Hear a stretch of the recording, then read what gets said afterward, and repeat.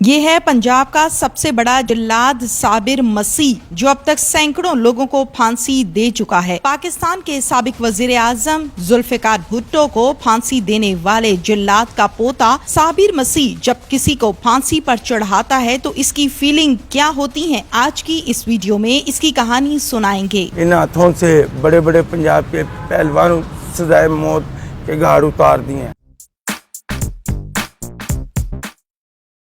अस्सलामुअलैकुम, उर्दू पॉइंट से मैं हूं आपकी मेज़बान तहनीना शेख। नाज़रीन, आज के प्रोग्राम में हमारे साथ ऐसी शख्सियत मौजूद है जो कि अदालती अहकामात के बाद लोगों को फांसियां देते हैं, यानी कि जिल्लाद हमारे साथ इस टाइम मौजूद है।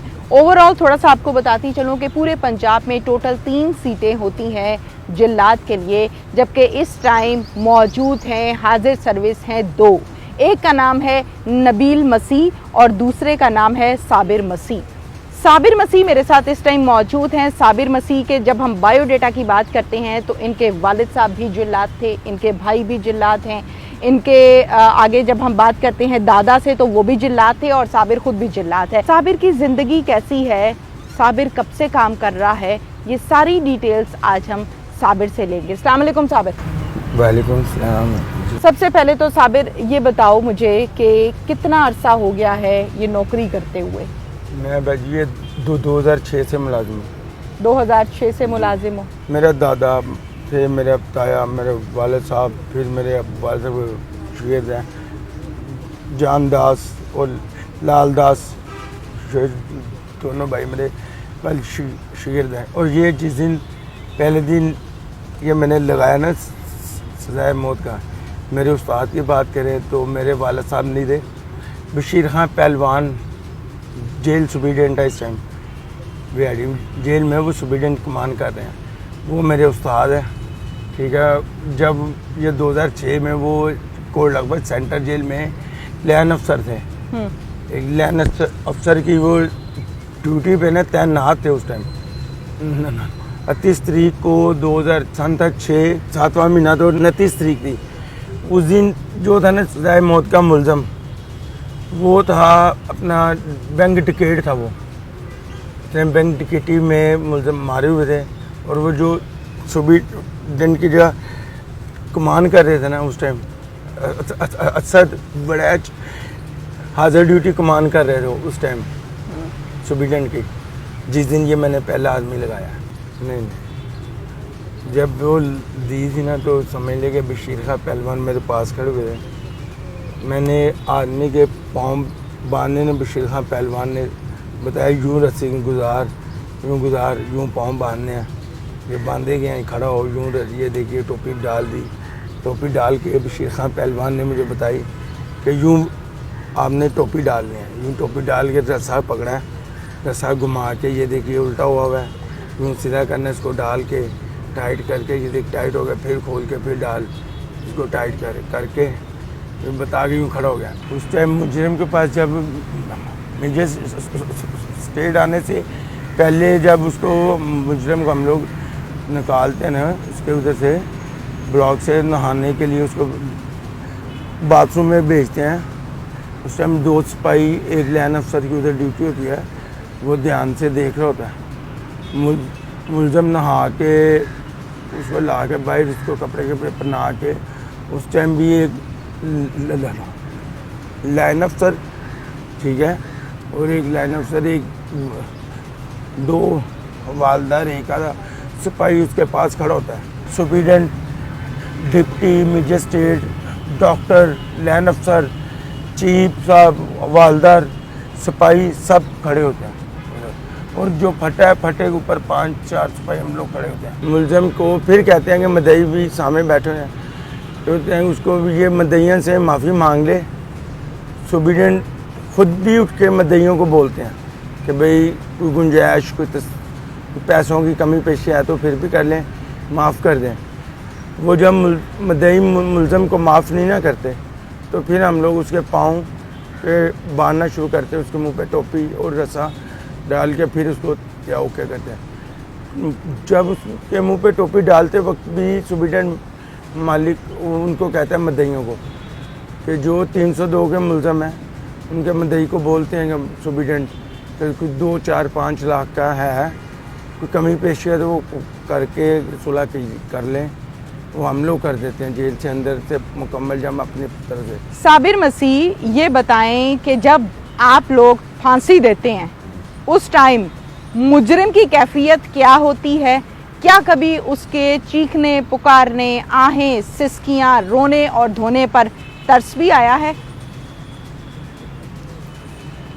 वो मुलज़म ने जब किया ना, जिसने किया था वो रोता नहीं रोता नहीं वो जिसने किया होता, तो उसने रोना भी है ना, तो फिर भी उसने फटे पे आना है।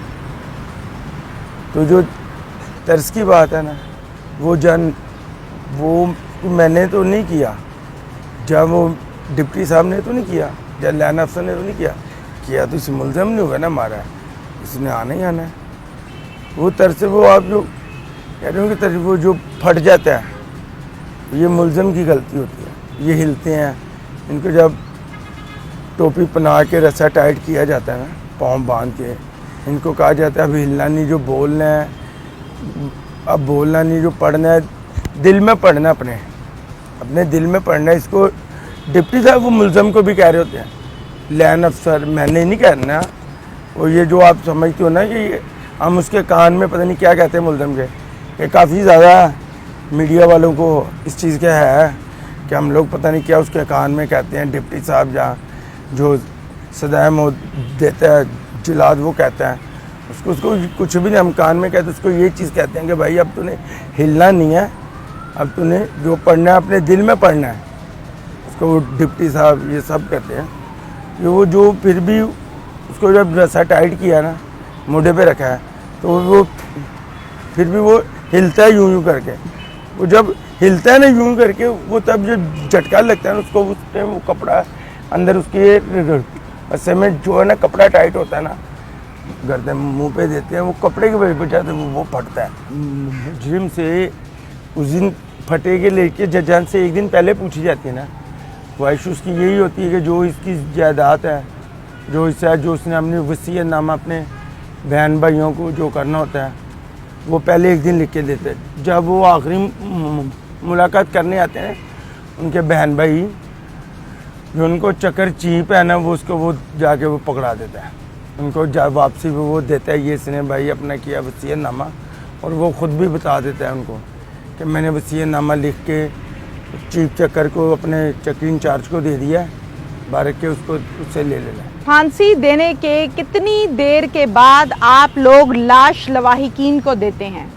वो लवाहिकीन को जो लाश देनी होती है ना, वो हम आधे घंटे के बाद देते हैं। फटे पे उसने आधा घंटा लटकन होता है, आधे घंटे के बाद उसको उतार के हमने उसके कपड़े चेंज करने करके, उसको पट्टी शटी करके, उसकी आंखें बंद कर रून शून लगा के नाक पे बंद पहुँचो बांधते ना, 15 मिनट हमें पक्के मस्ट हो जाते हैं, अंदर लग जाता है। पौना घंटे के बाद हम ना उसको लाश उसके घर वालों को दे देते घंटे में। कई मुजरिम है ना जो मारते हैं नारे तंजीम के जो होते हैं, वो अपनी तंजीम के मारते हैं जो, और कई मुलजिम अपनी मुखालिफ टीम के ख़िलाफ़ मारते हैं नारे, ठीक है, तंजीम के ख़िलाफ़। और कई मुलजिम याली के मारते हैं, कई अपना हुसैनी, ठीक है। तो कई मुलजिम तो चीखें भी मारते आते हैं, ये अपने अपने हौसले की बात है। और कई मुलजिम ऐसे हैं कि जो परेशान भी होते हैं, कि जिनसे जूती भी सिपाही पकड़ के उतारता है कि ये फटे ऊपर चढ़ने के लिए ना, कि ऐसे भी डोल जाता है मुलजिम कि उसको सिपाही पकड़ के भी चढ़ा ऊपर करते हैं। जिल्लात की कितनी तनख्वाह होती है? 25,000 मेरी सैलरी इस टाइम। जब आपकी जॉब लगी तो उस टाइम कितनी तनख्वाह थी? 5,000। 5,000। क्या इसमें घर का गुजर बसर हो जाता है? इसमें अपना नहीं जेब खर्चा पूरा हो रहा। फिर क्या करते हो? बस फारिग हैं, गुजारा कर रहे हैं, इंक्रीमेंट नहीं लगा रहे। आपने किसी से दरख्वास्त की है कि इंक्रीमेंट लगाएं? मैंने बोला बाबू वसीम को, किसी ने बात नहीं सुनी। वो कह रहे हैं लगा दूंगा बाबू वसीम को, अब ना मैं तुम्हारी सर्विस निकालूंगा, उसकी ठप्पियाँ लगवाऊंगा, सैलरी में फ़र्क आ जाएगा, वसीम ने बोला है। क्या जिल्लात को टीए डीए भी मिलता है? मिलता है, टीए मिलता है। कितना? वो टीए तो देर से मिलता है, वो सुप्रिटेंडेंट की मेहरबानी है, वो जाते हैं, वो उसको कह देते हैं स्टोर कीपर को, जिस जेल में भी जाऊँ डिप्टी को, यार इसको किसी से किराया ले दें। तो ये तो मारा इसने अपनी जेब में से लगा के, ये कौन सा जाती दवा, इसको फॉरेन सुप्रिटेंडेंट ने दिया, तो वो मेहरबानी वो दे देते हैं। ये 2015 में 2016 में ऐसे ऐसे नामवर आदमी लगाए हैं मैंने। लाहौर में स्टेडियम के ऊपर हमला हुआ था जब स्टेडियम पे, ये श्रीलंका की टीम पे, उसके भी जो सहूलतकार थे डॉक्टर सुमान मेहरबान, शीश नांग वारा, ठीक है, ये भी नामवर शख्सियत है। छोटू गैंग, वो छोटू गैंग का सदर जो वो, उसके बाद में ये जो 2016 में ये दूसरा महीना 29 तारीख का 5 साल में एक ही दफ़ा आता है, ठीक है ना, तो आपको भी पता है, तो आप भी ये 6 महीने के बाद वो वैसे ही आने वाला है, 8 महीने में, 8 महीने के बाद वो वैसे ही तारीख आने वाली है, वो 29 तारीख 2016 फिर 2022। वो कौन कौन सी नामवर शख्सियात हैं जिनको आपने अपने हाथ से फांसी दी? अब मैंने तो पंजाब के सारे सूबों में लगाई हुई है, कई कोई 2-4 नाम बता दें।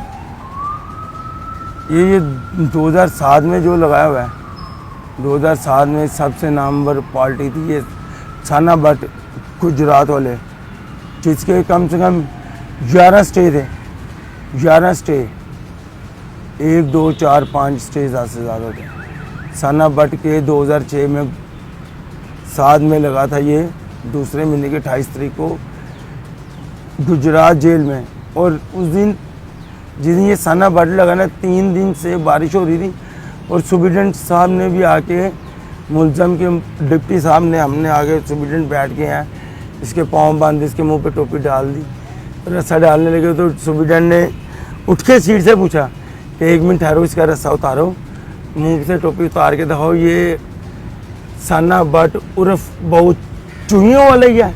उस दिन मेरी सेंचुरी थी, वो 2007 में दूसरे महीने की 28 तारीख को मेरी सेंचुरी थी वो।